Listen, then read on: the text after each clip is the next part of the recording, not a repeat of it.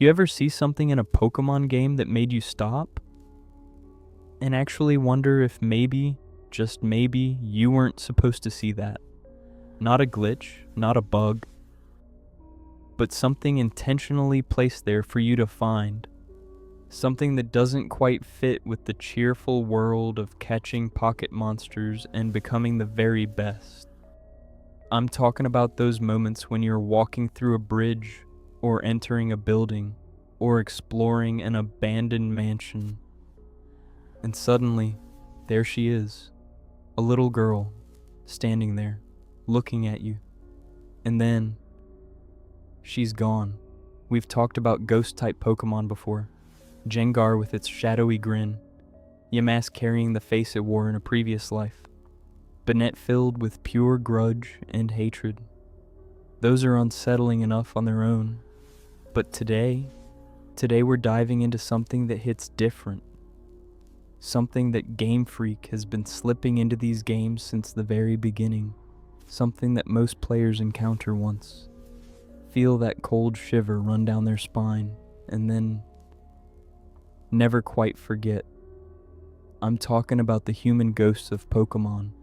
Real people, or at least what's left of them. And here's where it gets interesting, because these aren't random encounters. When you start connecting the dots, when you look at where these spirits appear, what they say, and more importantly, what they want, a pattern begins to emerge. A pattern that suggests something dark is happening beneath the surface of the Pokemon world. Something involving the legendary Pokemon themselves. Something about death, dreams, and the spaces in between. What if I told you that these human ghosts aren't just Easter eggs? What if there's a reason why a little girl appears on a bridge in Unova, desperately trying to return something called a lunar wing? What if the Hex Maniac floating through an office building in Kalos, telling you you're not the one, is actually searching for something or someone? What if every single one of these encounters is connected by a single thread? A thread that leads directly to the Pitch-Black Pokémon itself. Darkrai. But I'm getting ahead of myself. Let's start where most players first encountered this phenomenon. Let's go back to Sinnoh. Back to a place where the walls are rotting, the paintings watch you, and two figures roam the halls of a building that should have stayed forgotten. Let's talk about the Old Chateau. It's your first playthrough of Pokemon Diamond or Pearl. You're making your way through Eterna Forest with Cheryl by your side, her Chansey keeping your team healthy after every encounter. The forest is dense, atmospheric, filled with bug catchers and hidden items. And then you reach the northern edge of the forest, and there it is. An old mansion, completely out of place in this lush green environment. Dark, abandoned, ominous. If you've got cut, you can clear the trees blocking the entrance. Gardenia, the grass-type gym leader, is standing right there in front of it. And she tells you something interesting. She says people believe the Old Chateau is haunted. But of course, she's not scared. She's too busy to investigate. She's got things to do. Important gym leader business. And she quickly walks away, leaving you alone in front of this decrepit building. That's your first clue something isn't right. When the gym leader, who specializes in forest Pokemon, won't go near a building in her own forest. Yeah, that tells you something. You step inside. The music changes. Gone is the upbeat exploration theme of Eterna Forest. Now you're greeted with something low, droning, unsettling. The kind of music that sits in the back of your brain and whispers that you should leave. But you don't leave. You're a Pokemon trainer. You push forward. The ground floor has a dining room, tables covered in dust, chairs knocked over. You can almost imagine what this place looked like in its prime. Servants moving through the halls, meals being prepared, a family living here in comfort. But that was a long time ago. Now it's just emptiness and decay. You find some items scattered around, an antidote in the trash, some books in the library upstairs that you can barely read. And then you enter the dining room at just the right moment. There's a man there, an old butler from the looks of his sprite. He's standing near the table, and he's not walking, he's gliding, floating across the floor with a jerky, unnatural movement. You try to interact with him, try to talk to him, but your controls freeze. You can't move. You can only watch as he drifts across the room and phases directly through the wall, vanishing completely. No explanation, no dialogue, just gone. Your heart's probably beating a little faster now. You head upstairs, checking the bedrooms. Most of them are empty, filled with old furniture and that same oppressive atmosphere. But then you enter the fourth bedroom from the west, and there she is, a little girl, standing in the room next to yours. You didn't see her walk in. She was just there. And like the butler, she's not walking, she's floating. That same eerie, frozen walking animation. But her feet aren't touching the ground. She turns, looks directly at where you're standing, and then glides toward the exit, passing through the doorway and disappearing. If you run to check the hallway, she's not there. There's no trace she ever existed. But it gets weirder. In one of the bedrooms, there's a painting on the wall, a portrait with glowing red eyes. And these eyes, they follow you, move when you move, watch you as you explore the room. The eyes disappear when you get too close to the painting, as if whatever's inside doesn't want to be seen up close. Some players have theorized this is a portrait of Gengar, given the eye shape and color. Others think it's something else entirely, something watching, something waiting. And then there's the TV. In one of the bedrooms, there's a television that's turned on, displaying nothing but static. If you interact with it at night, after you've obtained the National Pokédex in Diamond and Pearl, something emerges from that screen. A Pokémon called Rotom, an electric and ghost-type creature that possesses electronic devices. This little orange plasma Pokémon has become a fan favorite over the years, even serving as the Pokédex in later games. But in that moment, in that bedroom, with that static-filled screen, Rotom is terrifying because it raises a question. If a ghost-type Pokémon was living in that TV, what else is living in the Old Chateau?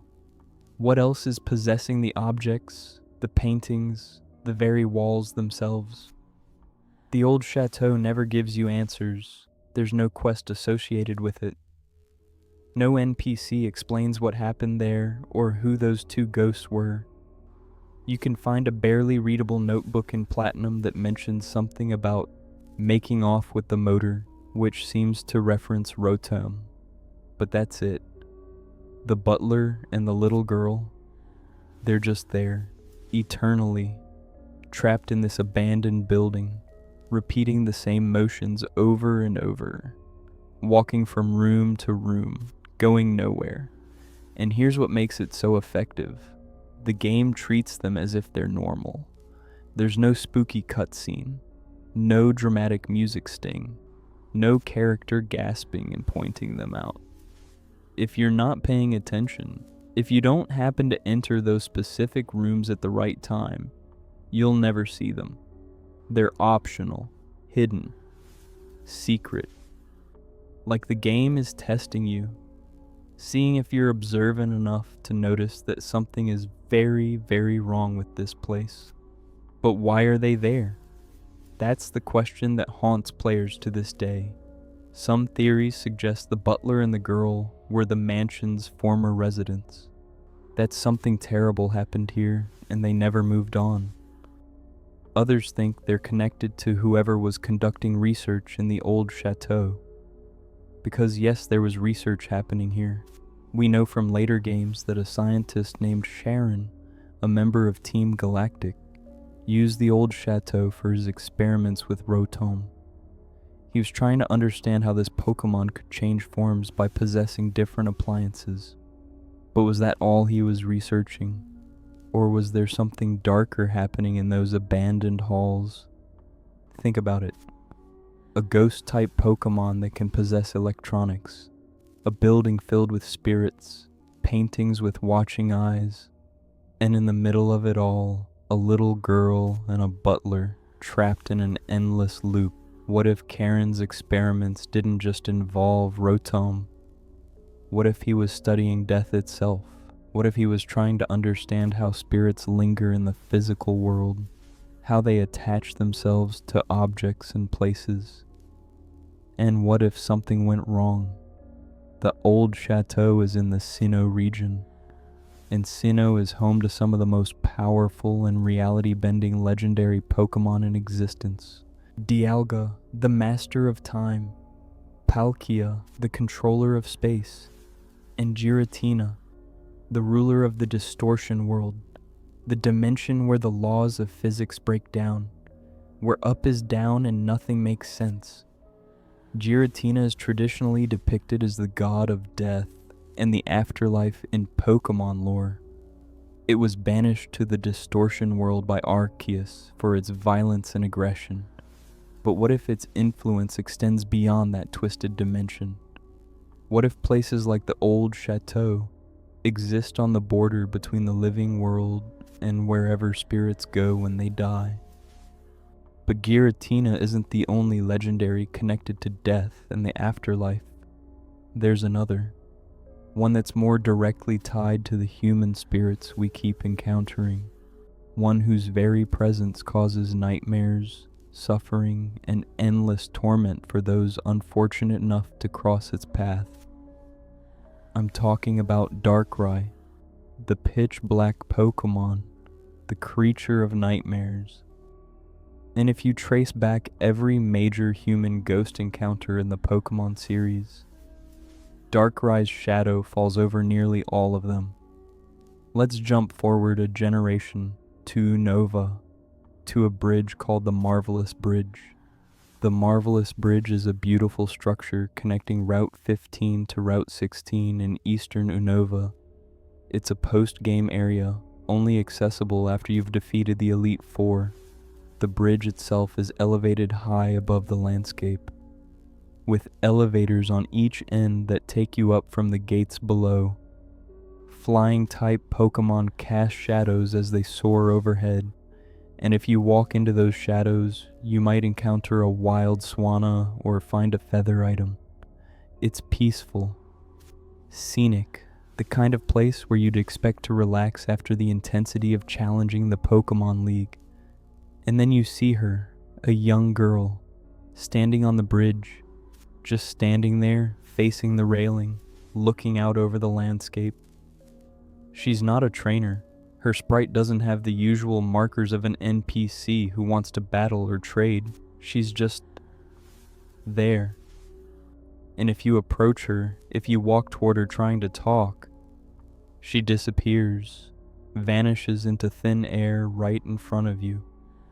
Gone. You might think it's a glitch at first, some kind of rendering error. But if you talk to an old lady in the bridge gate nearby, she explains what you just saw.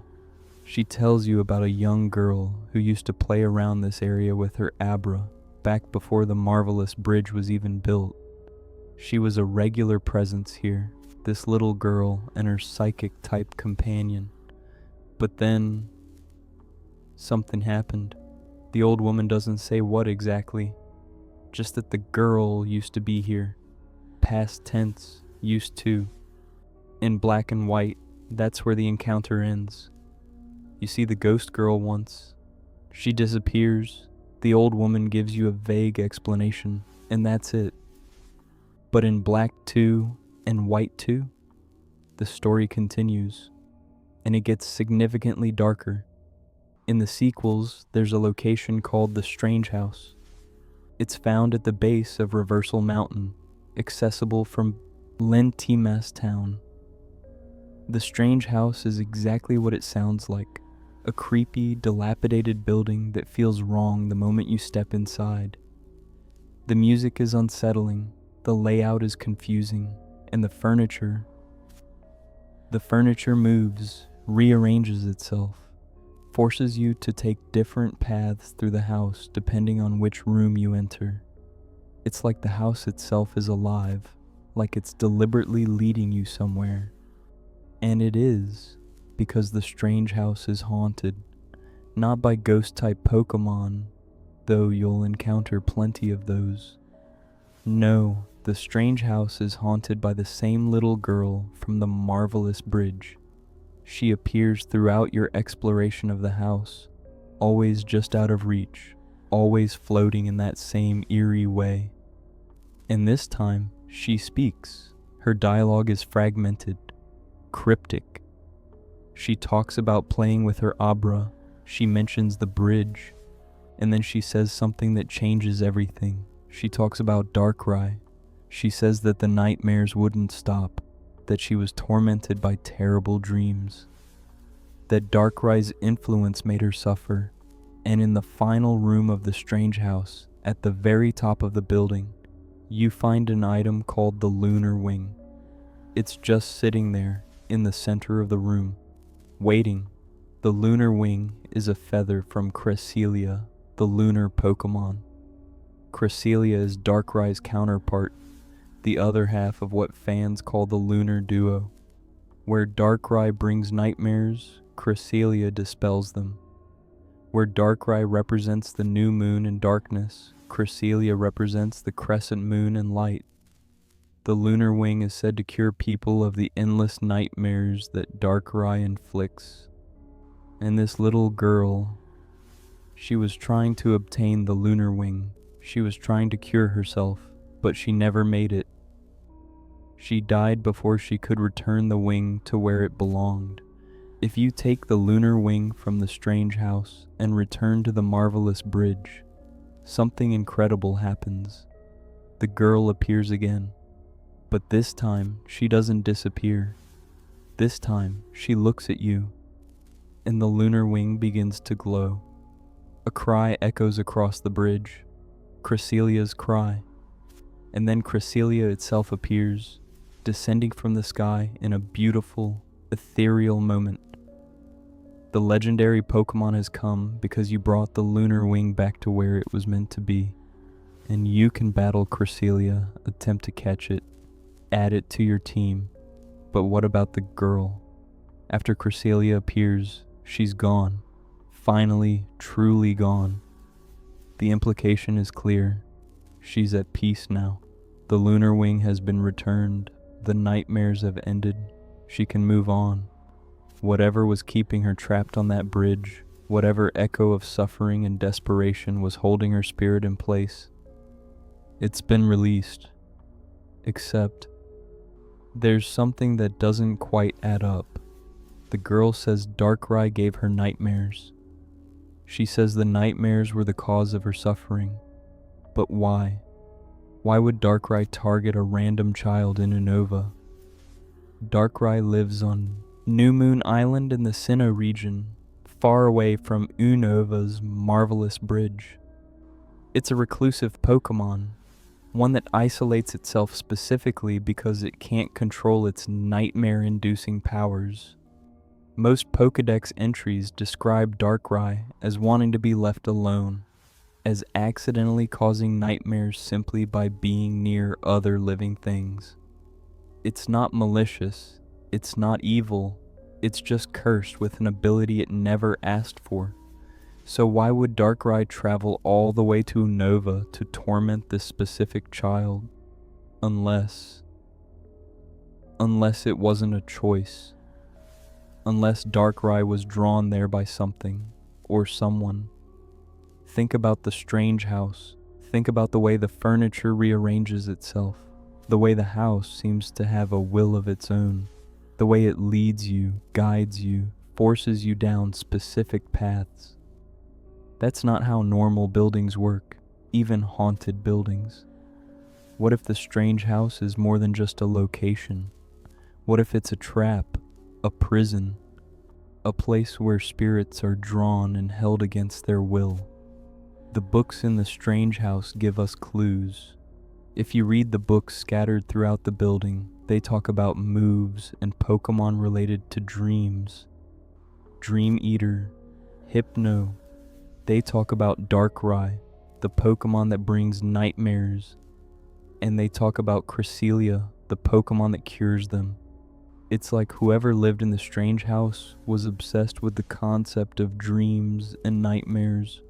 Like they were researching the boundary between sleep and death, between the conscious world and the realm of spirits. What if the little girl was caught in the middle of that research? What if she was a test subject? Or what if she simply lived nearby, and Darkrai's influence, amplified by whatever was happening in the strange house, reached her? We know from Sinnoh that Darkrai's nightmares can be so powerful, they trap people in endless sleep. Sailor Eldritch's son in Lumiose City falls into a coma-like state because of Darkrai's influence. He can't wake up, he's trapped in a nightmare loop, and the only thing that can save him is the lunar wing from Cresselia. The little girl on the Marvelous Bridge never got that cure. She died while suffering from Darkrai's nightmares, and her spirit became trapped, eternally seeking the one thing that could have saved her. The lunar wing. She haunts the strange house, rearranging the furniture, trying to lead someone, anyone, to find the wing and bring it back to where it belongs. Back to Cresselia, back to the bridge where she used to play with her Abra. And when you finally do that, when you complete her task, she's released. The nightmare ends. She can rest. But this raises an even bigger question. If the lunar wing was in the strange house the whole time, why couldn't she take it herself? Ghosts in the Pokemon world can manipulate objects. We see them do it. The furniture moves. Items are hidden. So why couldn't she just grab the lunar wing and place it on the bridge herself? Unless she was being prevented. Unless something was keeping her trapped in the strange house, forcing her to relive her trauma over and over, unable to escape, unable to complete the one task that would free her. And if that's true, if something was deliberately trapping her spirit, deliberately prolonging her suffering, what was it? And more importantly, how many other spirits are trapped the same way? Let's travel to another region, to Kalos, to a city known for its beauty, its fashion, its towering monument at the center. Let's talk about Lumiose City, and let's talk about the ghost that appears there, the one that might be the most famous human ghost in the entire Pokemon franchise. The Hex Maniac of Lumiose City. You're playing Pokemon X or Y. You're exploring Lumiose City, this sprawling urban environment with its winding streets and tall buildings. The city is designed in a circular pattern around Prism Tower, the massive structure that serves as the city's gym. There are cafes, boutiques, hotels, office buildings. It's a bustling metropolis, the most technologically advanced city in the Kalos region. And then you walk into an office building on North Boulevard. It's an unmarked building, nothing special about it from the outside, just another structure among many. You take the elevator up to the second floor, the doors open, you step out, and the screen goes black. Not a fade to black, not a transition, just black. The music stops completely, silence, and then the lights flicker, once, twice, and when the screen comes back, there's a woman standing behind you. You didn't see her walk in, you didn't hear her approach, she was just suddenly there, a Hex Maniac. You know the trainer class, the ones who use ghost and psychic type Pokemon, the ones who always have that 1,000-yard stare and say cryptic things. But this one is different. This one isn't moving like a normal NPC. She's frozen in a walking animation. Her legs don't actually move. She just glides, floats toward you with that jerky, unnatural motion. And then she speaks. 4 words, that's all. No, you're not the one. She continues floating past you, off the screen, gone. The lights return to normal. The music comes back. You're standing alone in an empty office floor.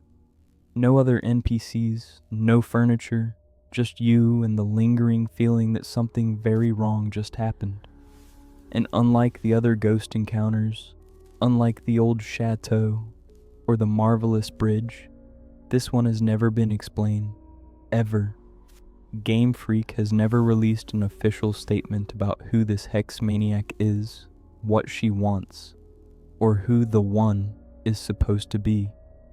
It remains, to this day, one of the biggest unsolved mysteries in the Pokémon franchise. The community has theories. Oh, so many theories. Some think she's connected to AZ, the ancient king of Kalos who appears in X and Y's story. AZ is a giant, literally towering over other NPCs at nearly twice their height. 3,000 years ago, he built the ultimate weapon that ended the war in Kalos. But the weapon required a massive sacrifice of life energy to function. Thousands of Pokémon died to power it. And after using the weapon, AZ's beloved Floette left him, disgusted by what he'd done. He's been searching for his Floette ever since, wandering Kalos for millennia, unable to find peace.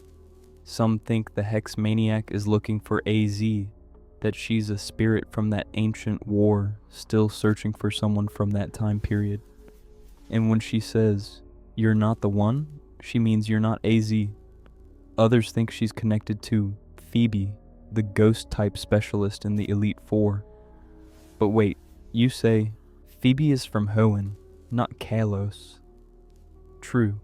But in Pokemon Omega Ruby and Alpha Sapphire, there's another encounter with what appears to be the same Hex Maniac, or at least a very similar one. When you reach Mint Pyre in the Hoenn region, you can find a Hex Maniac standing near the summit. And if you talk to her, she says the exact same thing. No, you're not the one. The wording is identical. The implication is that this spirit, whoever she is, appears in multiple regions. She's not bound to Lumiose City. She's searching, actively traveling across the Pokemon world, looking for someone specific. But here's where it gets really interesting. If you go to the Lumiose City train station, you can find clues hidden in the environment. There's a message written on the back of one of the TMV timetables. You have to position your character just right to read it. And it says, "I'm going to go for help. Wait in the usual place." It's clearly a note left by someone in a hurry, someone in danger. And the usual place, could that be the office building? Is the second floor of that building the usual place where 2 people agree to meet? And did something happen that prevented one of them from returning? There's also a trash picker in Lumiose City who appears at night. If you talk to him, he mentions that there's more trash than usual lately.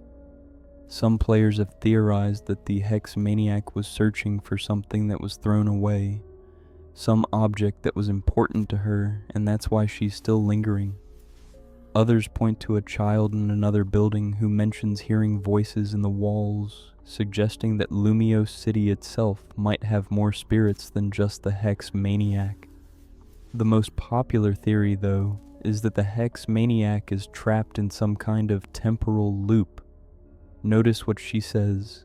No, you're not the one. Not, you're not the right person. Not, I'm looking for someone else.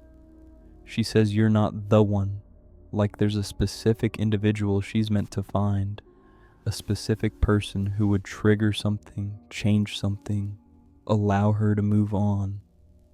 And every time a player character enters that building, she checks, she manifests, she looks at you.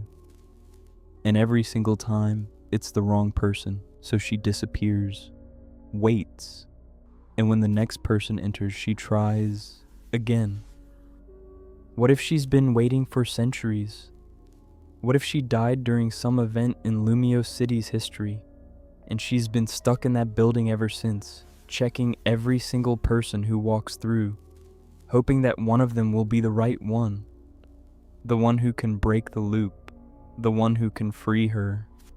But that person never comes, and so she waits forever. And this is where Darkrai comes back into the picture. Because remember what Darkrai does. It doesn't just give people nightmares, it traps them in endless loops of fear and suffering. The sailor's son in Legendary City doesn't just have a bad dream. He's stuck in a nightmare he can't wake up from. It's infinite, repeating, a cycle with no exit. And the Hex Maniac, she's stuck in a loop too, an endless cycle of appearing, checking if you're the one, and disappearing when you're not. Over and over, forever. What if she's not just a ghost?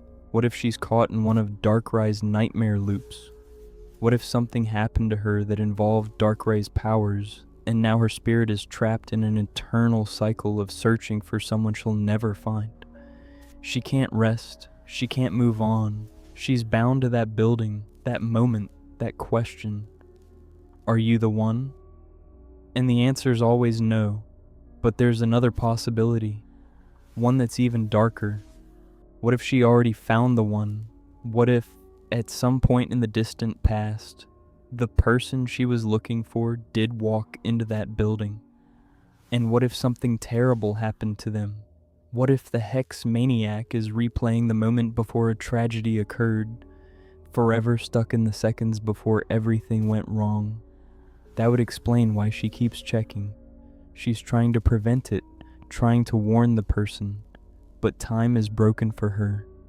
She can only repeat that one moment, that one question, and then it's over, and she has to start again. The more you think about it, the more disturbing it becomes. Because unlike the little girl from Unova, the Hex Maniac in Lumiose City has no resolution. You can't free her, you can't help her, she's just there, forever, trapped in a mystery that Game Freak has chosen not to solve. And maybe that's the point. Maybe some spirits in the Pokemon world are beyond saving. Maybe some nightmares don't end. Let's move to the most recent example, to the Galar region, to a story that's both heartbreaking and strangely beautiful. Let's talk about Paula and Frank. You're playing Pokemon Sword or Shield. You've made your way to Hammerlock, one of the major cities in Galar. Hammerlock is an industrial powerhouse, built into the side of a massive stone structure with a castle at its peak.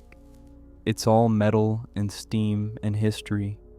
And up near the castle, above the train station, in a quiet corner away from the main paths, you find a little girl. Her name is Paula, and she has a request. She asks if you can deliver a letter for her, a love letter. She wants you to take it to a boy named Frank who lives in Balanlia.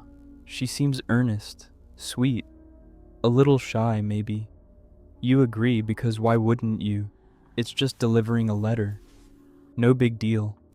She hands you an old letter, and you notice immediately that it's described as looking worn, aged, like it's been sitting somewhere for a very long time. You continue your journey through Galar, eventually reaching Balanlia. It's one of the most unique locations in the game, a small village deep in the Glimwood Tangle, surrounded by bioluminescent mushrooms and fairy-type Pokemon. Everything glows with an otherworldly light. It's like stepping into a dream. You find Frank's house easily enough. It's right near the Pokemon Center. You go inside, and you meet Frank. Except, Frank isn't a boy. Frank is an old man, an elderly gentleman with grandchildren. He's living out his final years in this quiet village, and when you hand him the letter from Paula, His reaction tells you everything you need to know. His face changes, memories flood back, and he starts talking about his childhood. He tells you about a girl named Paula. They were friends when they were very young. Best friends, it seems. They played together constantly. But Paula was sick. She had some kind of illness that her parents tried to keep hidden from Frank. She never told him how serious it was. And then one day, Frank's family moved away. He never saw Paula again. He never got to say goodbye properly. And for decades, he's carried that regret with him. That unfinished connection. When you return to Hammerlock, to the spot where Paula was standing, she's gone. There's no one there. But if you press the action button in the exact spot where she stood, you hear a voice. Her voice, faint and distant, thanking you. And you find an item on the ground, the Reaper Cloth. It's an item used to evolve Dusclops into Dusknoir when traded. But more importantly, it's an item associated with death, with the Reaper, with spirits passing on. The implication is clear. Paula was never alive. She died as a child, presumably from the illness she was hiding from Frank. She never got to deliver her letter, never got to tell him how she felt, and her spirit remained trapped by that unfinished business, that unsent message. For decades she waited, and finally, when you came along, when you delivered that letter for her, she could let go. The Reaper Cloth appears because she's moving on, crossing over, going wherever spirits go when their business in the living world is finished. It's one of the most emotionally affecting ghost encounters in the series, because unlike the others, this one has a clear beginning, middle, and end. You understand what Paula wanted. You help her achieve it, and she finds peace. There's closure. It's sad, yes. The idea that this little girl spent decades as a ghost, waiting to deliver a love letter to a boy who grew old without her, is heartbreaking. But at least her story has a resolution. Except, there's something that doesn't quite fit. Something that makes Paula's story connect to all the others. If you pay close attention to the details, if you really think about what happened, it starts to look familiar. Paula says she wants to deliver a letter. Frank mentions that Paula was sick. But what kind of sickness keeps someone from delivering a simple letter? What illness prevents you from walking to a neighbor's house or mailing something? Unless it wasn't a physical sickness, unless it was something else. Something that affected her mind, her sleep, her dreams. And consider this. Paula's spirit remained in Hammerlock for potentially decades, waiting, unable to move on, unable to complete this one simple task that should have taken minutes. What if she wasn't just haunting the location? What if she was trapped there? What if her illness wasn't a disease at all, but something related to nightmares? What if Darkrai's influence, somehow, some way, reached her too? Think about the pattern we're seeing. The little girl in Unova was tormented by Darkrai's nightmares and died seeking the lunar wing. The Hex Maniac in Kalos is trapped in an endless loop, repeating the same moment forever, much like how Darkrai's victims are trapped in repeating nightmares. And Paula in Galar was sick with something that kept her from accomplishing a simple task, keeping her spirit bound to one location until someone else completed it for her. 3 different regions, 3 different ghost girls, and all of them show signs of being trapped in cycles they can't break. There's a common thread here, a pattern of spirits unable to move on, unable to complete simple tasks, unable to wake up from their situations.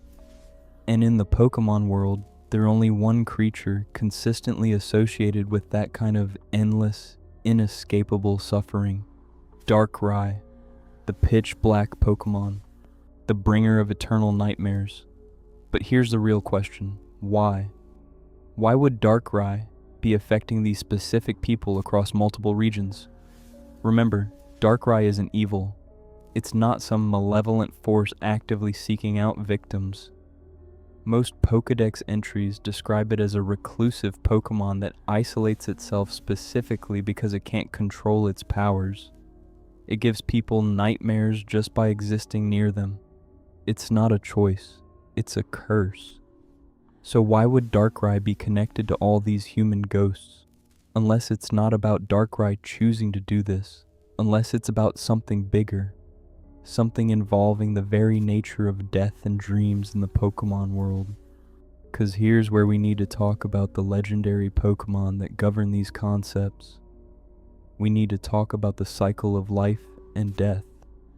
And we need to talk about what happens when that cycle gets disrupted. Let's start with the basics. In the Pokemon world, death is real.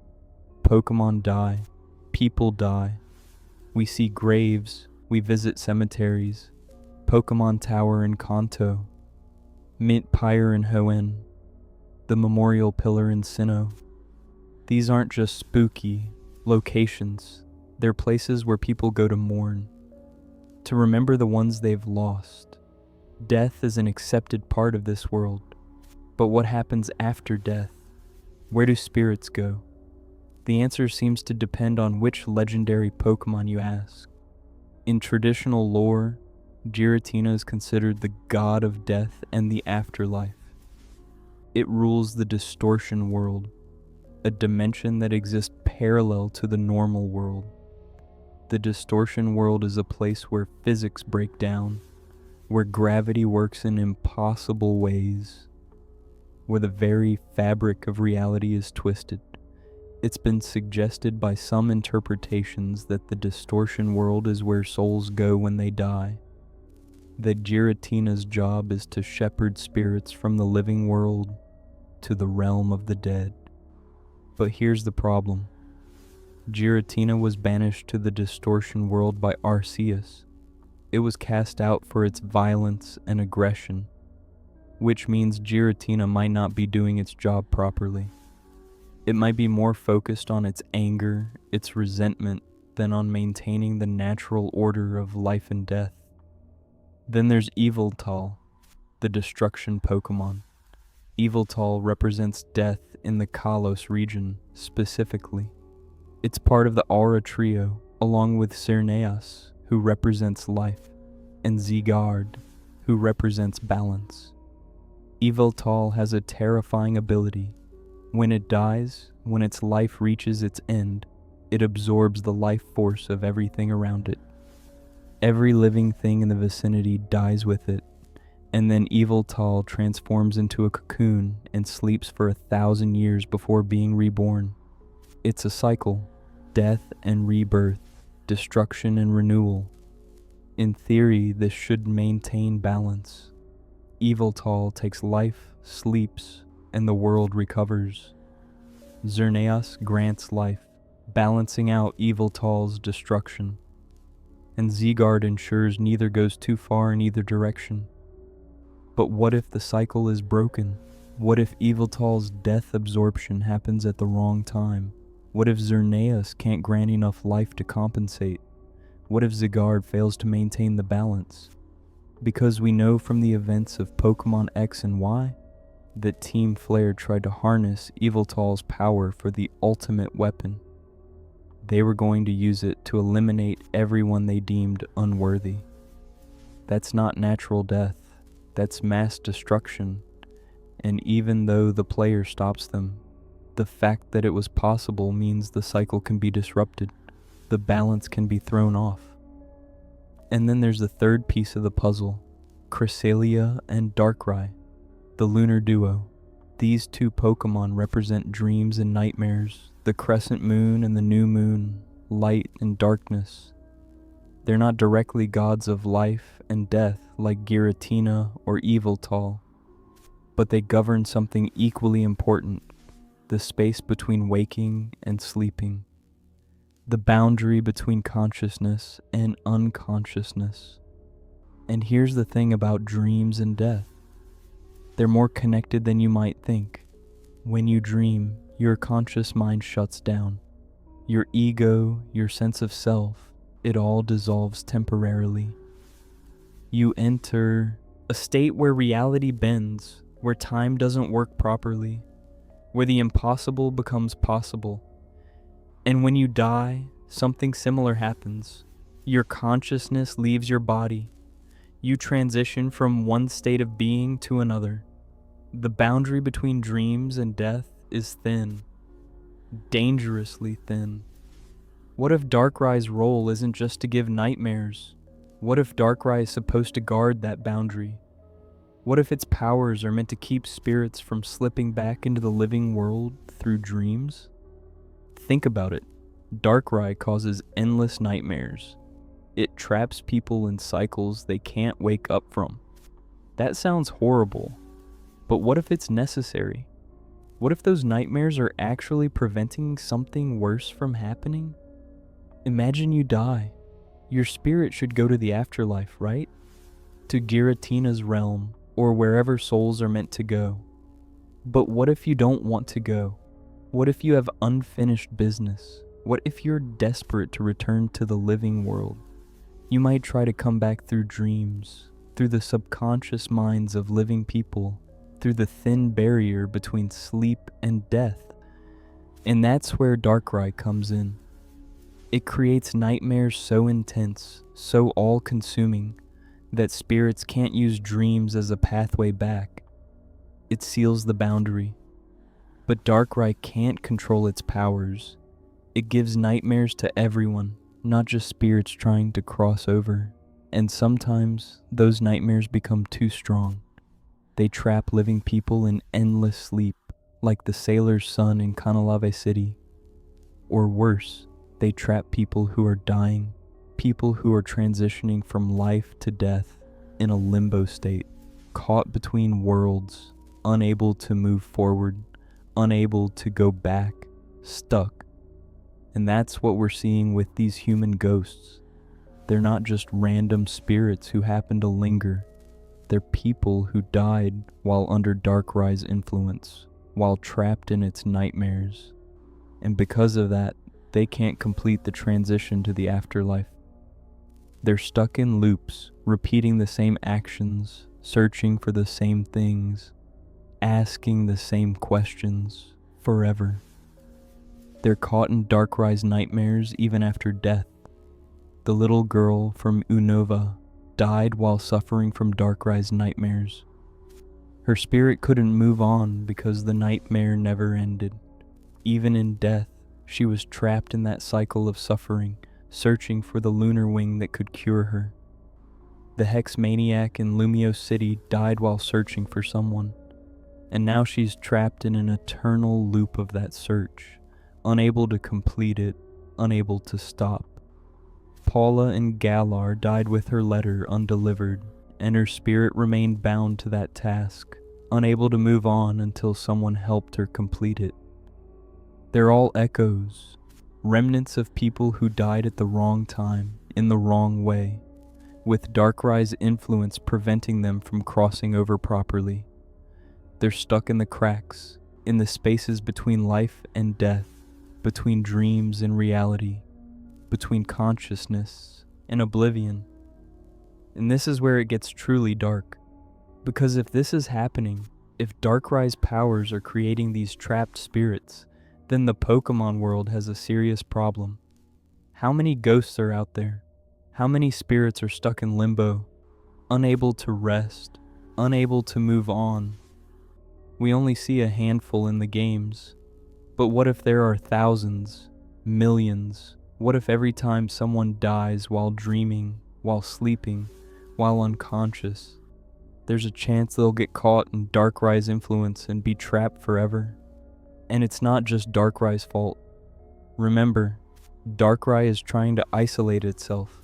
It lives on New Moon Island, far from civilization, specifically because it doesn't want to hurt people. The problem is that Darkrai's powers have range. They spread. Darkrai can influence dreams from miles away, possibly even across entire regions. And with Giratina potentially not doing its job properly in the distortion world, with the life-death cycle potentially disrupted by events like Team Flare's plan or the ancient war in Kalos 3,000 years ago, these trapped spirits have nowhere to go. They can't reach the afterlife because Giratina's realm is inaccessible or corrupted. They can't return to life because they're already dead. So they linger, caught in endless nightmares, forever. This is the theory that connects all the human ghosts in Pokemon. They're not just random hauntings. They're symptoms of a broken system.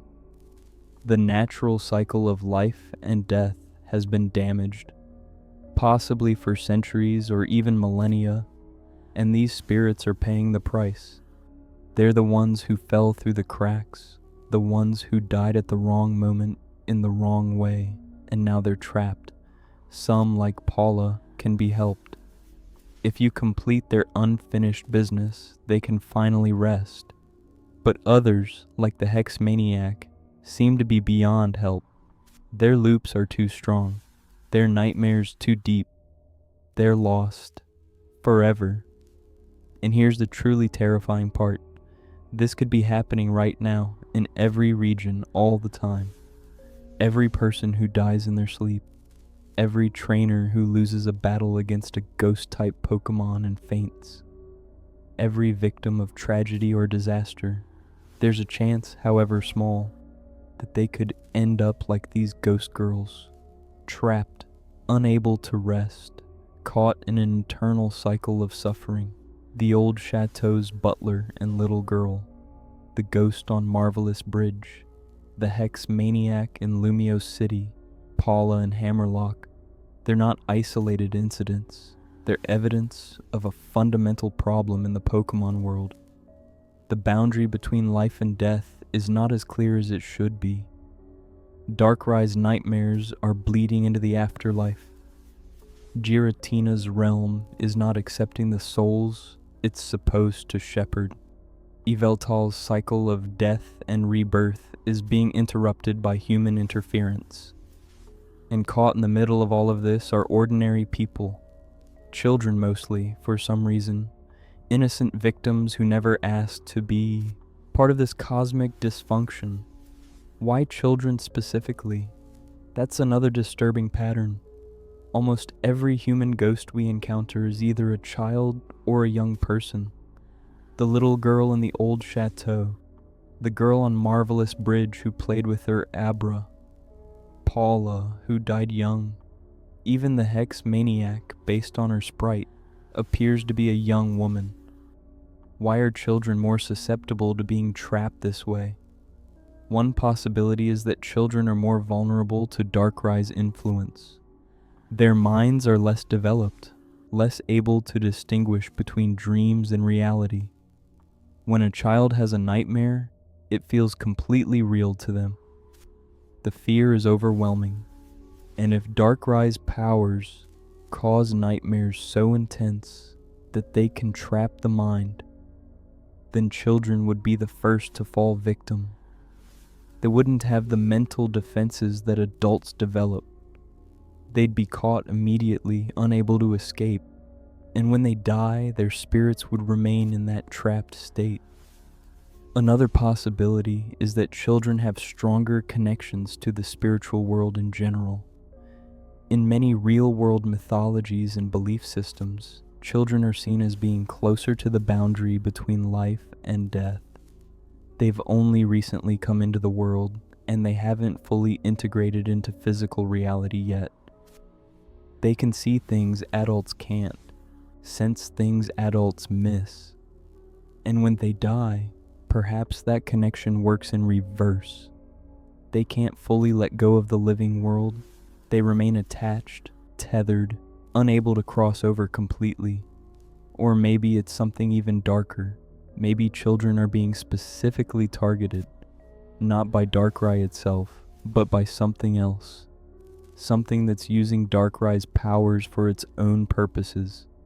Because here's a thought. What if all of this, the trapped spirits, the broken cycle, the nightmares that don't end, What if it's not accidental? What if someone or something is deliberately creating these conditions? Think about the Old Chateau. We know Karen was conducting research there. Experiments with Rotom, yes. But what if that was just the beginning? What if he was studying the boundary between life and death, trying to understand how spirits interact with the physical world, trying to harness that power for Team Galactic's goals? Karen is one of the few characters in Pokemon who shows no remorse for his actions. He's purely motivated by profit and scientific curiosity. If he thought he could gain something from trapping spirits, from studying human ghosts, would he hesitate? Probably not. In the strange house in Unova, someone lived there, someone obsessed with dreams and nightmares, someone who had books about Darkrai and Cresselia, someone who seemed to be researching the lunar duo specifically. What if they were trying to replicate Darkrai's powers or control them? Or worse, what if they were trying to trap spirits intentionally, using Darkrai's influence as a net to catch souls as they tried to pass into the afterlife? The more you look at these locations, the more you realize they're not just haunted buildings, they're research sites, places where people were studying death, dreams, and the boundary between worlds. And something went wrong, or maybe something went right, depending on who was doing the research and what they were trying to achieve. Either way, the result is the same: spirits trapped in endless loops, suffering forever, unable to escape. And if this research is happening, if there are people in the Pokemon world actively studying and manipulating the boundary between life and death, then the implications are staggering, because that means the human ghosts we encounter in the games are just the ones we can see, the ones who manifested in locations we happen to visit. But how many more are there? How many spirits are trapped in other buildings, other cities, other regions that we never explore? How many children died with nightmares, and their ghosts are now wandering somewhere, forever seeking something they'll never find? This is the true horror of the human ghosts in Pokemon. Not that they exist, not that they're scary, but that they represent a systemic failure. The natural order has broken down. The legendary Pokémon who are supposed to maintain the cycle of life and death aren't doing their jobs properly, either because they can't or because they've been prevented. And human researchers are making it worse by trying to exploit this dysfunction for their own purposes. The ghosts are victims, collateral damage in a cosmic war they never knew was happening. And the most disturbing part, the player character can't fix it. You can help individual ghosts like Paula or the girl from Marvelous Bridge. You can complete their unfinished business and let them rest, but you can't fix the underlying problem. You can't repair the broken cycle. You can't force Giratina to do its job properly. You can't stop Darkrai from accidentally trapping spirits in its nightmares. You can't prevent Team Flare or Team Galactic or any other organization from conducting research into death and dreams. You're just one trainer, and this problem is bigger than any one person can solve. So the ghosts remain. The butler and the little girl still wander the Old Chateau. The Hex Maniac still floats through that office building in Lumiose City, forever asking if you're the one. And somewhere, in regions we haven't explored yet, in buildings we haven't entered, there are more trapped spirits, more children who died with nightmares, more echoes of people who couldn't rest. They're all waiting, hoping that someone will find them, hoping that someone will help them. But most of them will wait forever, because most players will never see them. Most trainers will never know they exist. And even if they did, even if every player found every ghost and helped every spirit move on, it wouldn't matter, because new ones are being created all the time. every time someone dies while dreaming, every time Darkrai's influence spreads a little further, every time the cycle fails one more time. The human ghosts of Pokemon aren't just Easter eggs. They're not just creepy encounters designed to give players a scare. They're evidence of something fundamentally broken in the world. A wound in reality that's been festering for centuries, possibly since the ancient war 3,000 years ago, when AZ fired the ultimate weapon and sacrificed countless lives.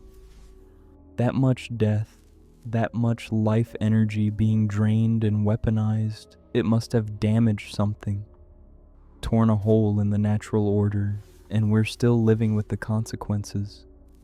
Every region has its ghost now. Kanto has the spirits in Lavender Town and Pokemon Tower. Johto has the Kimono Girls who seem to have spiritual connections. Hoenn has Mint Pyre, where the boundary between life and death is thin enough that Phoebe can communicate with ghost-type Pokemon and sea spirits. Sinnoh has the Old Chateau and the influence of Giratina's distortion world bleeding into reality. Unova has the girl on Marvelous Bridge and the Strange House. Kalos has the Hex Maniac and the lingering effects of the ancient war. Galar has Paula, and Alola, though we didn't discuss it in depth, has its own spiritual traditions and ghost encounters. Every region, every generation, the problem is spreading. What happens in Gen 9, in Paldea? Are there human ghosts there too? Almost certainly, we just haven't found them all yet. Or maybe we have and we didn't recognize them. Maybe that NPC who said something strange wasn't just a weird bit of dialogue. Maybe they were another trapped spirit and we walked right past them without realizing. Because that's the thing about ghosts in Pokemon. They blend in. They look like normal NPCs until suddenly they don't. Until suddenly they're gone, and you're standing there wondering if you really saw what you think you saw. And that's what makes this so effective as horror. It's subtle, it's easy to miss, but once you see it, once you understand the pattern, you can't unsee it. Every time you play a Pokemon game now, you'll wonder, that trainer you just battled, are they really alive? That person who said something cryptic, were they a ghost? That building you just entered, is it haunted? The paranoia sets in. The world that seemed so bright and cheerful, filled with cute creatures and the power of friendship, suddenly has a shadow cast over it. A darkness lurking beneath the surface. A reminder that death is real in this world. And sometimes, death doesn't end the way it's supposed to. This is why Darkrai is so central to understanding these ghosts. Not because Darkrai is evil, but because Darkrai represents the failure of the system. Its powers are meant to guard the boundary between dreams and death, but they're too strong, too uncontrollable. They create the very problem they're supposed to prevent. Nightmares that trap people, loops they can't escape. And when combined with Giratina's absence or dysfunction, with Yveltal's disrupted cycle, with human interference and research, the result is catastrophe. Spirits falling through the cracks, children dying in fear, ghosts wandering forever. Cresselia tries to help. Its lunar wing can cure Darkrai's nightmares. Its presence brings good dreams and dispels fear. But Cresselia is just one Pokemon. It can't be everywhere at once. It can't cure every nightmare. And for every spirit that Cresselia saves, how many more are lost? The little girl from Marvelous Bridge was saved because you brought the lunar wing back. But what about all the others who never got that chance? What about the spirits who died before anyone knew Cresselia's power could help them? They're still out there, still trapped, still suffering. And maybe that's the ultimate tragedy of the Pokemon world. It's a world filled with creatures of immense power. Legendary Pokemon who can control time, space, life, death, dreams, reality itself. But despite all that power, despite all those gods and guardians, the system fails. People fall through the cracks, children die in fear, spirits are trapped forever, and nobody can fix it. Not the trainers, not the professors, not even the legendary Pokémon themselves, because the problem is too big, too complex, too deeply woven into the fabric of reality. So the next time you're playing a Pokémon game, pay attention, watch for the ghosts, listen for the stories about spirits and hauntings. Notice when NPCs say strange things about nightmares or dreams or death. Because these aren't just flavor text, they're clues, pieces of a larger puzzle, evidence of the dysfunction at the heart of the Pokémon world. And maybe, just maybe, if enough people pay attention, if enough trainers start asking questions and demanding answers, something could change. The cycle could be repaired, the boundary could be sealed, the ghosts could finally rest, but until then they wait, in abandoned mansions and on lonely bridges and in empty office buildings, echoing through the generations, remnants of lives cut short and deaths that didn't end properly. The human ghosts of Pokémon, forever trapped, forever searching, forever asking the same questions that nobody can answer.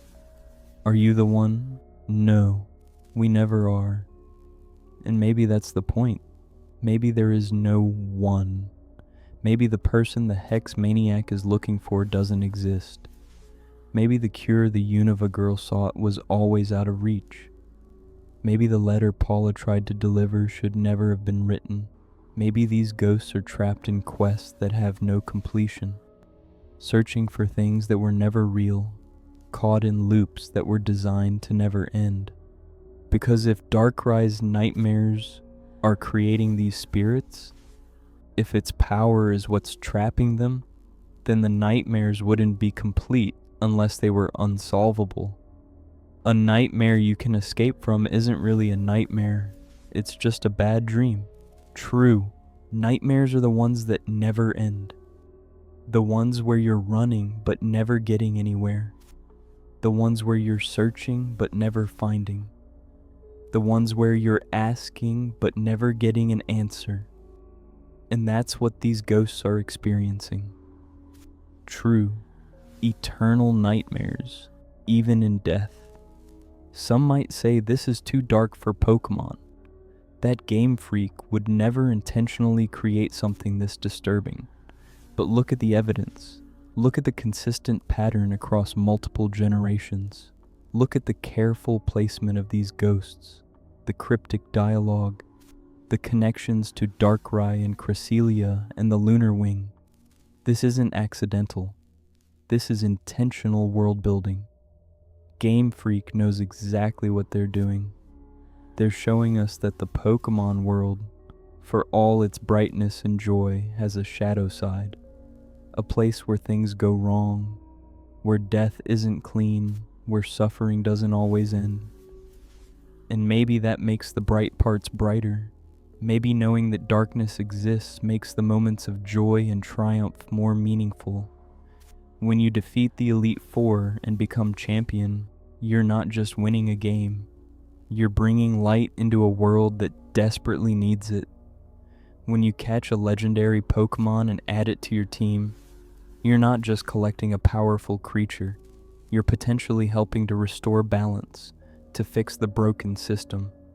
Every act of kindness toward your Pokémon, every bond you form, every moment of friendship and trust, it matters. Because in a world where children can die in nightmares and be trapped forever, where the cycle of life and death is broken, where legendary Pokémon have failed in their duties, those small acts of goodness are what keep everything from falling apart completely. The human ghosts of Pokémon are a warning. They're showing us what happens when the system breaks down, when the guardians fail, when nobody's paying attention, and they're asking us, the players, to do better, to notice them, to help them when we can. To remember that behind every NPC, there might be a story, a tragedy, a ghost waiting to be set free, so keep your eyes open. When you play through these games, when you explore these regions, when you enter those suspicious buildings and walk across those lonely bridges, remember, the ghosts are there, they're watching, they're waiting, and maybe, just maybe, you'll be the one who can help them. Not the one the Hex Maniac is searching for, but the one who can make a difference for at least one trapped spirit. The one who can deliver that letter, or return that lunar wing, or simply acknowledge that they exist, that they matter, that they deserve to rest. Because in the end, that's all any ghost really wants. To be remembered, to be seen, to know that their suffering wasn't invisible, and to finally, after all the nightmares and all the searching and all the endless waiting, rest. The human ghosts of Pokémon, they're not just horror, they're tragedy. They're a reminder that death is real, that suffering exists, and that sometimes, even in a world of magical creatures and legendary heroes, not every story has a happy ending. Some spirits remain trapped, some questions go unanswered, some nightmares never end. But we can bear witness, we can remember their stories, we can help the ones we're able to help, and we can ask the hard questions about what's really happening in this world we love so much.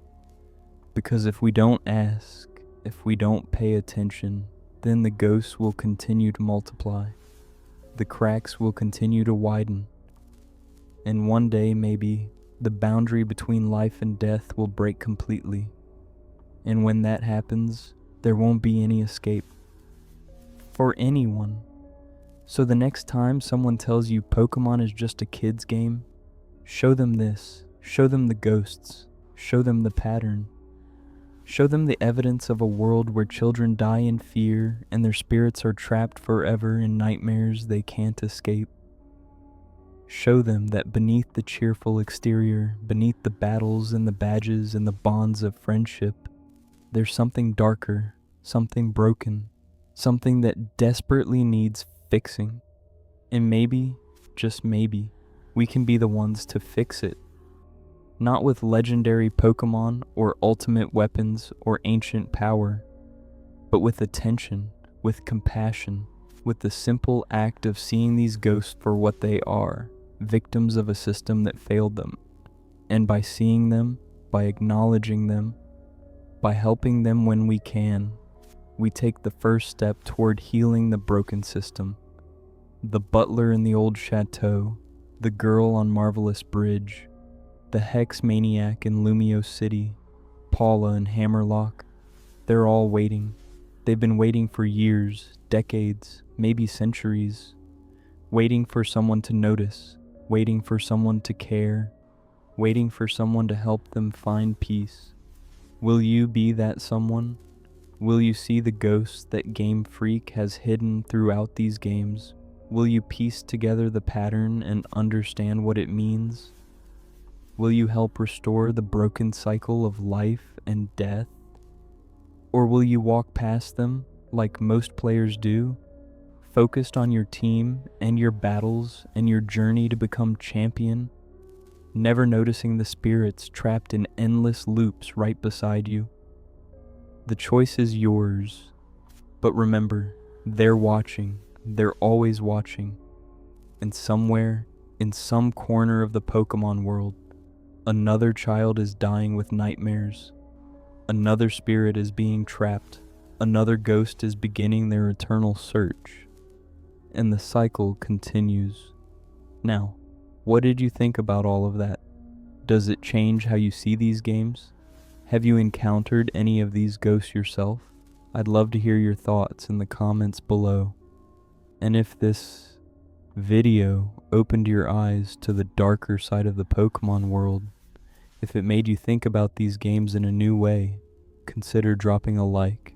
It really helps the channel out and lets me know you want more deep dives into Pokemon lore like this.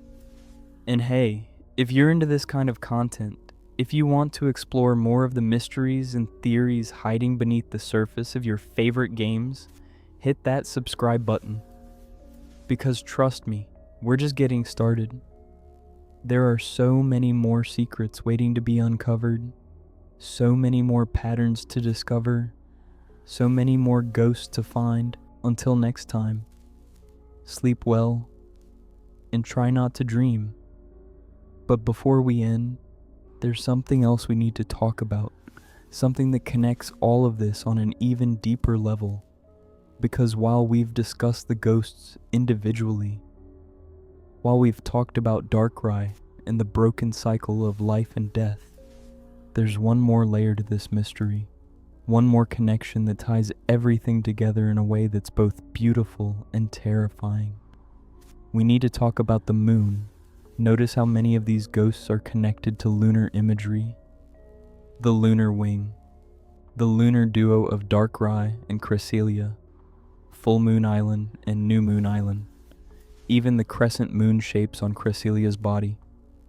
The moon appears again and again in these stories, and that's not a coincidence, because in mythology, in folklore, in countless cultures across human history, the moon has always been associated with death, with ghosts, with the boundary between worlds. The moon doesn't produce its own light. It reflects the light of the sun. It's caught between day and night, between light and darkness. It waxes and wanes, dies and is reborn in an endless cycle. And in many traditions, the moon is the pathway for spirits. When someone dies, their soul travels along the moonbeams to reach the afterlife. The moon is the bridge between worlds. In the Pokémon world, this metaphor is literal. Darkrai and Cresselia are the lunar duo. They represent the two phases of the moon that are most significant. The new moon, when the moon is dark and invisible, and the crescent moon, when the moon begins to return. Darkrai is the darkness, the void, the moment of death. Cresselia is the return, the light, the possibility of rebirth. Together, they're supposed to maintain the cycle, darkness to light, death to life, nightmare to dream. The moon's cycle reflected in the spiritual world. But what happens when the moon's cycle is disrupted? What happens when the new moon lasts too long, when the darkness doesn't give way to the crescent? What happens when Darkrai's influence overpowers Cresselia's healing? The cycle breaks. Spirits get trapped in the darkness. They can't make the journey from death to afterlife because the pathway, the moonlight, isn't there. They're stuck in the new moon phase, forever in darkness, forever in nightmare. And this explains why the lunar wing is so important. It's not just a cure for nightmares. It's a piece of the moon itself, a fragment of Cresselia's power. When you bring the lunar wing to a trapped spirit, you're literally providing them with the light they need to complete their journey. You're giving them the crescent moon, the pathway, the bridge between worlds. And that's why the little girl from Unova was so desperate to obtain it. She instinctively understood that the lunar wing was her escape, her way out of Darkrai's nightmare, her ticket to the afterlife. But she died before she could use it, and so her spirit remained trapped on the marvelous bridge, forever seeking the one thing that could save her, until you came along, until you found the lunar wing in the strange house and brought it to the bridge. And when you held it up, when the lunar wing began to glow, Cresselia appeared. The crescent moon returned, the light pierced the darkness, and the little girl could finally make her journey. The cycle completed for her, even though it was years, maybe decades too late. This is the true function of Cresselia in the Pokémon world. It's not just a legendary Pokémon that happens to cure nightmares. It's the guardian of the lunar pathway, the keeper of the bridge between life and death. Every time someone dies, Cresselia is supposed to provide the light that guides them to the afterlife. But Cresselia can't be everywhere at once. It's just one Pokémon covering an entire world filled with death and dying. And when Darkrai's influence is strong, when the new moon phase lasts too long, Cresselia can't reach everyone. Some spirits slip through, some get lost in the darkness, and those are the ones who become ghosts. Think about the timing of these encounters. When do we see these ghosts? The butler and little girl in the Old Chateau appear at specific times, with the girl only manifesting when you enter certain rooms in a certain order. The Hex Maniac in Lumiose City appears on the second floor specifically. Paula and Hammerlock stands in a corner, away from the main path, easy to miss. These aren't random locations or random times. These spirits are trapped in specific moments, specific places like flies caught in amber. They're frozen at the exact instant when they died, when the lunar pathway closed before they could cross, when Darkrai's darkness overpowered Cresselia's light. And they've been frozen there ever since. This is why so many of them are children. Children die at night. They go to sleep, and sometimes they don't wake up.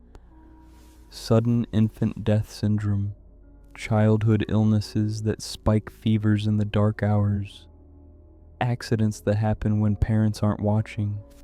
The night is when children are most vulnerable, and the night is when Darkrai's power is strongest.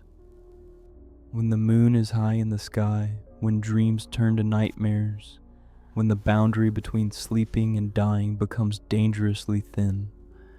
Children slip through that boundary more easily than adults. And when they do, when they die in the darkness of night under Darkrai's influence, Cresselia's light doesn't reach them in time. They become ghosts. And once they become ghosts, they're trapped in that moment of transition forever. The Old Chateau's little girl is forever walking from room to room, perhaps searching for her parents, perhaps fleeing from whatever killed her. The girl on Marvelous Bridge is forever seeking the lunar wing that could have saved her. The Hex Maniac is forever asking if you're the one, forever hoping that the right person will arrive and break her loop. Paula is forever trying to deliver her letter, forever stuck in the moment before she died, unable to complete the task that her living self wanted so desperately to finish. They're echoes of the dying moment, fragments of consciousness that were separated from the body before the soul could complete its journey. And because they're fragments, they can't think clearly, they can't adapt, they can't change. They can only repeat the same actions, the same words, the same searches, over and over, for eternity, unless someone helps them, unless someone provides the light they need to finish their journey.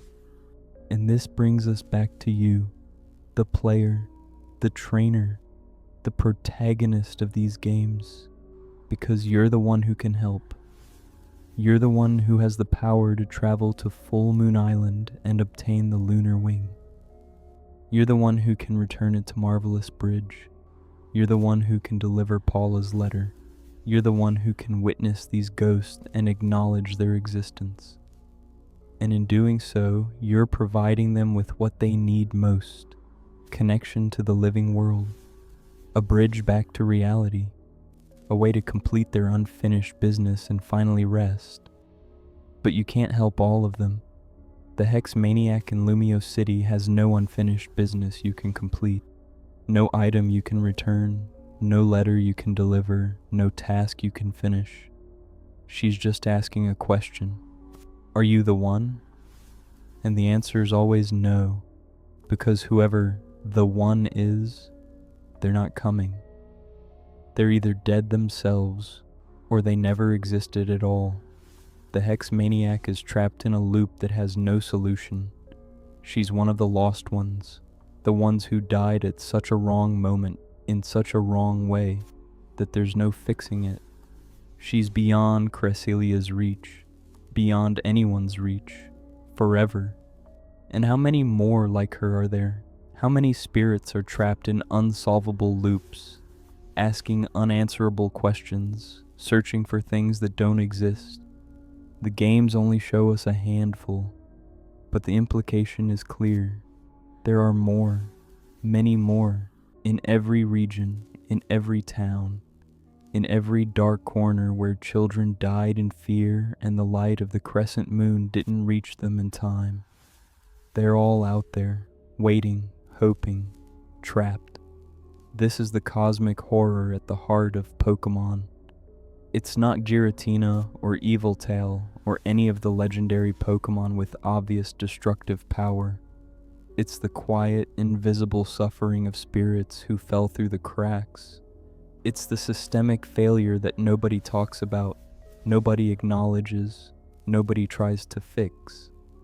It's the knowledge that every time you go to sleep, every time you close your eyes and enter the realm of dreams, there's a chance, however small, that you'll encounter Darkrai's influence. And if you happen to die in that moment, if your heart stops, or your breath ceases, or your life ends while you're dreaming, you might not make the journey to the afterlife. You might get stuck, you might become one of them, one of the ghosts, forever searching for a light that will never come, and nobody can prevent it. Not the professors with all their research, not the champions with all their strength, not even the legendary Pokémon themselves. Because the problem is too fundamental, too woven into the fabric of reality. The moon will always cycle from new to crescent and back again. Darkrai will always bring nightmares. Cresselia will always try to cure them. And in the space between, in the moments when the cycle isn't perfectly aligned, people will fall through, children will die in darkness, spirits will become trapped. Unless something changes, unless someone finds a way to fix the underlying system, to repair the broken cycle, to ensure that Cresselia's light reaches everyone who needs it, to prevent Darkrai's influence from trapping any more souls. But how? How do you fix something that's been broken for potentially thousands of years? How do you restore a cosmic balance that was disrupted by ancient wars and legendary battles and human interference? Maybe you can't. Maybe the Pokemon world is fundamentally broken, and these ghosts are just the visible evidence of that brokenness. Maybe the best anyone can do is help the individual spirits they encounter, one at a time, knowing that for every ghost they free, a dozen more are being created. Maybe the cycle is irreparably damaged, and this is just the new normal. A world where death doesn't always work the way it should, where spirits linger and suffer and search forever, where children become ghosts. Or maybe there's hope. Maybe the reason Game Freak keeps showing us these ghosts, generation after generation, is because they want us to notice. They want us to see the pattern. They want us to understand that something is wrong, and maybe, in some future game, we'll finally get the tools we need to address this. Maybe we'll encounter a storyline where we work with Cresselia to expand its influence, to ensure the lunar pathway remains open for all dying souls. Maybe we'll find a way to calm Darkrai, to help it control its powers better, to prevent its nightmares from trapping the dying. Maybe we'll discover how to seal the cracks in reality that allow spirits to slip through. Maybe we'll actually fix the cycle. But until then, the ghosts remain, and we, as players, as trainers, as the protagonists of these stories, have a responsibility. We have to see them. We have to acknowledge them. We have to help the ones we can help and remember the ones we can't. Because these aren't just game mechanics or Easter eggs or creepy moments designed for Halloween specials. These are stories, tragic stories about real suffering, real death, real spirits who never got the peace they deserved. And they matter. Every single one of them matters. The Old Chateau's butler who glides through the dining room, forever attending to guests who will never arrive.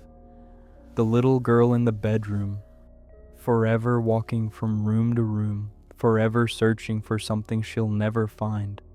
They matter. Their suffering is real, even if it's fictional. Their trapped existence is horrifying, even if it's just data in a game. And we owe it to them to pay attention, to see them, to remember them. The girl on Marvelous Bridge who played with a Abra, who suffered through Darkrai's nightmares, who died seeking the cure that was always just out of reach. She matters. And because players took the time to find the Lunar Wing, to return it to the bridge, to complete her quest, she found peace. That's meaningful. That's powerful. That's a story worth telling. The Hex Maniac in Lumiose City who searches for someone, who asks if you're the one, who will never get the answer she needs. She matters too, even though we can't help her, even though she's trapped forever. Her story is important because it shows us that not every ghost can be saved, not every spirit finds peace. Sometimes suffering continues, sometimes nightmares don't end, and that's a truth we need to face, a reality we need to acknowledge. And Paula, sweet Paula, who just wanted to deliver a letter to her childhood friend, who died too young, with too much left unsaid, who waited as a ghost for decades until finally, a trainer came along who was willing to help her. She matters most of all, because her story shows us that even the smallest act of kindness, even something as simple as delivering a letter, can make a difference, can bring peace to a suffering soul, can end a nightmare that's lasted for years. These ghosts are teaching us something important.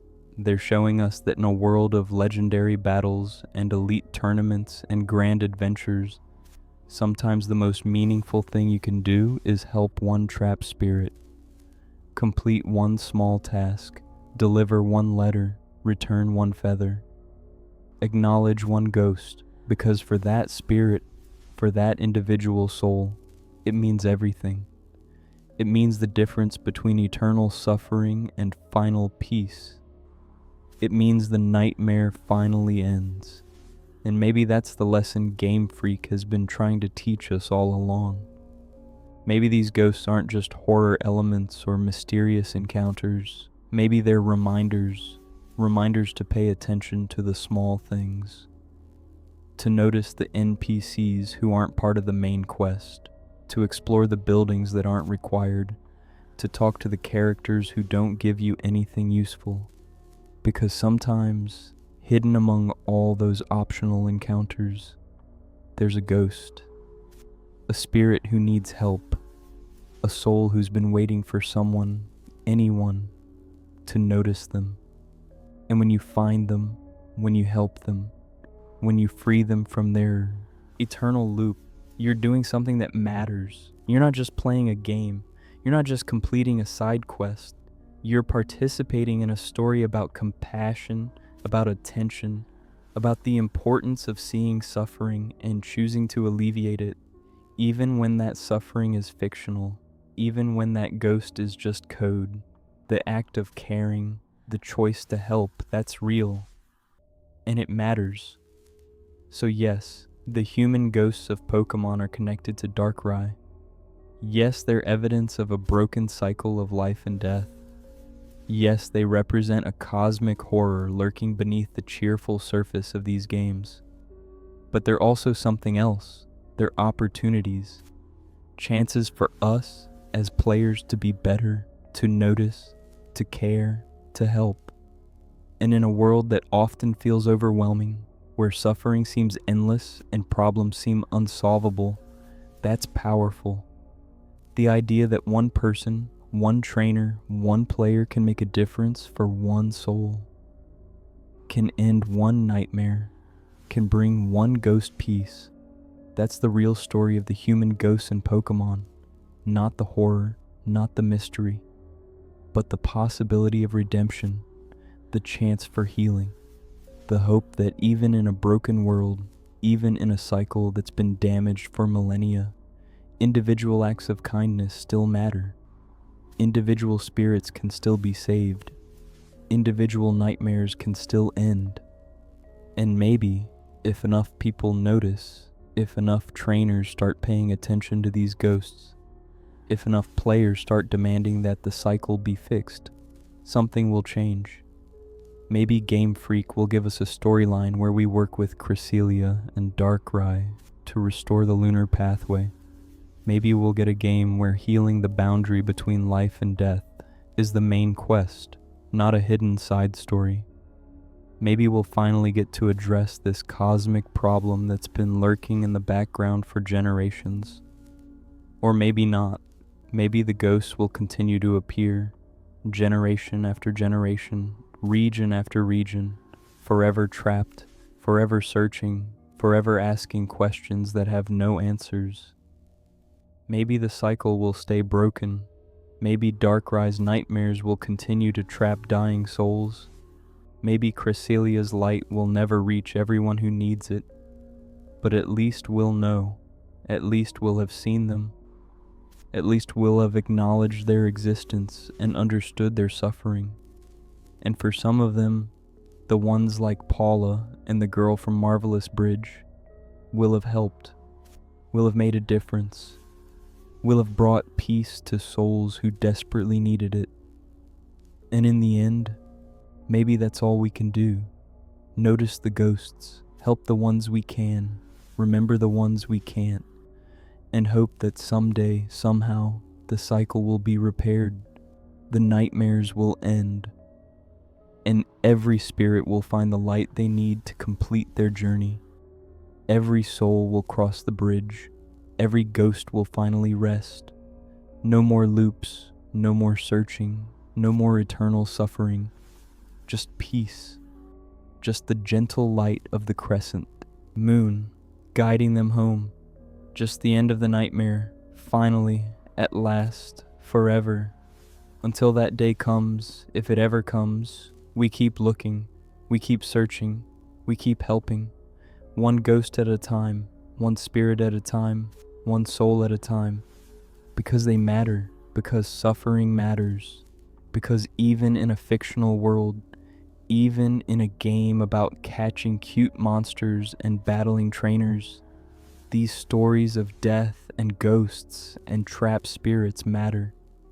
They teach us something about compassion, about attention, about the importance of seeing the ones who are suffering, even when it's easier to look away. The human ghosts of Pokémon. They're nightmares made manifest. They're evidence of a broken world. They're victims of a failed system. But they're also reminders, lessons, teachers. They're showing us what happens when we stop paying attention, when we let systems break down, when we ignore suffering because it's uncomfortable or inconvenient. They're warning us to do better, to notice, to care, to help. And maybe, just maybe, if we listen to that lesson, if we take it to heart, we can make the real world a little better too. We can notice the people who are suffering around us. We can help the ones we're able to help. We can acknowledge the existence of pain and choose to alleviate it when we can. We can be the light in someone's darkness. We can be the person who helps them complete their journey. We can be the one who finally ends their nightmare. That's the power of these stories. That's why these ghosts matter. Not because they're scary, although they are. Not because they're mysterious, although they certainly are. But because they teach us something important about being human, about seeing others, about caring for those who suffer, about being the kind of person who notices when someone needs help and chooses to provide it. The human ghosts of Pokémon, may their nightmares finally end, may their searches finally conclude, may their suffering finally cease, and may we all learn to see the ghosts in our own lives. the people who are suffering in silence, the souls who are trapped in their own nightmares, the ones who are searching for help that never seems to come. May we notice them, may we help them, and may we be the light they need to complete their journey. Because in the end, that's what it means to be a trainer.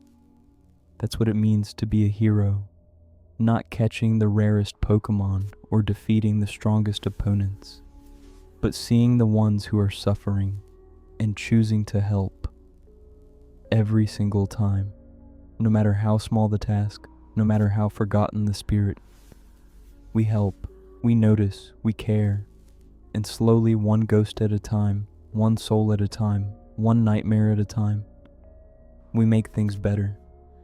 That's the real lesson of the human ghosts in Pokemon, and that's a lesson worth learning, worth remembering, worth carrying with us long after we've turned off our games and returned to the real world, because the real world has ghosts too. People who are suffering, people who are trapped, people who are searching for help. And if we learn to see them, if we learn to help them, then maybe these games have taught us something valuable after all. Something that matters, something that makes a difference. So go forth, trainers, play your games, catch your Pokemon, battle your rivals, become your champions, but also notice the ghosts. See them, help them, remember them, because they're part of your story too. And their stories deserve to be told.